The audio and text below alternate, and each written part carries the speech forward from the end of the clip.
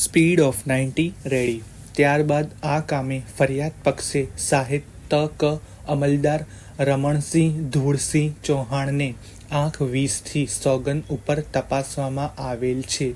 તેઓએ સોગન પરના પુરાવામાં જણાવેલ છે કે તેઓ ગઈ તારીખ 15/10/2013 રોજ JEB પોલીસ સ્ટેશન સાબરમતી ખાતે હાજર હતા. તે દરમિયાન સેકન્ડ ગુના register number 529/13 the Indian electricity act 2003ની કલમ 135(1) મુજબની ફરિયાદ તેઓને તપાસ અર્થે મળતા આ કામે તપાસના કેસ કાગળો જોઈ આગળની વધુ તપાસ અર્થે ફરિયાદીની રૂબરૂ મુલાકાત લઈ તેઓનું નિવેદન લીધેલ.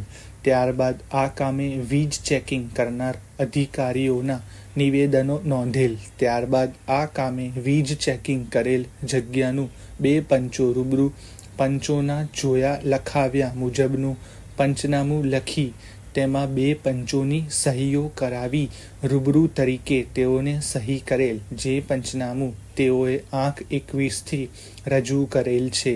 આ વીજ કનેક્શન ધારક અગાઉ પણ તારીખ 17/5/2008 રોજ વીજ ચેકિંગ સમયે વીજ ચોરીમાં પકડાયેલ હોય. સદર ગુનો બીજી વખતનો હોય. આરોપીની તપાસ કરતા આરોપી મળી આવતા આરોપી પાસેથી ઘરવેરા પાવતી, ઘરવેરા લાઇટ બિલ, ચૂંટણી કાર્ડની ઝેરોક્સ, રેશન કાર્ડની ઝેરોક્સ મેળવી તપાસના કામે સામેલ રાખી તપાસ દરમિયાન કાવજી ધુડાજી ગામીતી તારીખ 14/8/1996 રોજ ગુજરી ગયેલ છે તેવી હકીકત મળેલ. જેથી તેમના મરણના દાખલાની ઝેરોક્સ ખરી નકલ તપાસના કામે મેળવી સામેલ રાખેલ. જે આંક 22થી રજૂ કરેલ છે. આ કામે મકાનમાં આરોપી બાબુભાઈ જીવાજી ગામીતી વીજ ચેકિંગ સમયે રહેતા હતા. જેથી તપાસના અંતે આરોપી વિરુદ્ધ પૂરતો પુરાવો જણાતો હોય આરોપીને અટક કરી તારીખ 19/2/2014 રોજ વિજયનગર કોર્ટમાં આરોપીને રજૂ કરેલ અને ત્યારબાદ આરોપી વિરુદ્ધ પૂરતો પુરાવો હોય નામદાર કોર્ટમાં ચાર્જશીટ કરેલ. આરોપીને તેઓની કોર્ટ રૂબરૂ ઓળખી બતાવેલ છે. આ સાહેબની આરોપીના વિદ્વાન વકીલશ્રીએ ઉલટ તપાસ કરતા તેઓએ એ વાતનો સ્વીકાર કરેલ છે કે કાવજીભાઈ ગામીતીના કેટલા વારસો છે જેની તેઓ તપાસ કરેલ નથી.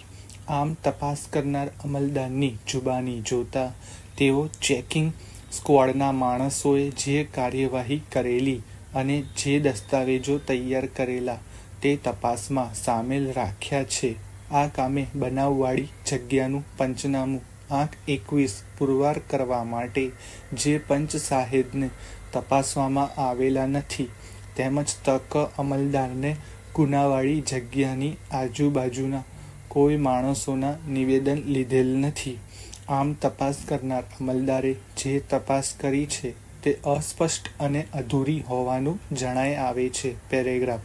આમ ફરિયાદ પક્ષે તપાસવામાં આવેલ તમામ સાહેદોની જુબાની જોઈ ધ્યાને લેતા આ કામે ફરિયાદવાળો વીજ ચોરી અંગેનો ગુનો તારીખ 3/1/2013 રોજ બનેલો છે. જ્યારે આ ફરિયાદ તારીખ 16/2/2013 રોજ તૈયાર કરવામાં આવેલ છે અને સદર ફરિયાદ તારીખ 19/2/2013 રોજ નોંધવામાં આવી છે અને સદર ફરિયાદ મોડી આપવા અંગેનો કોઈ વ્યાજબી ખુલાસો પણ કરવામાં આવેલો નથી.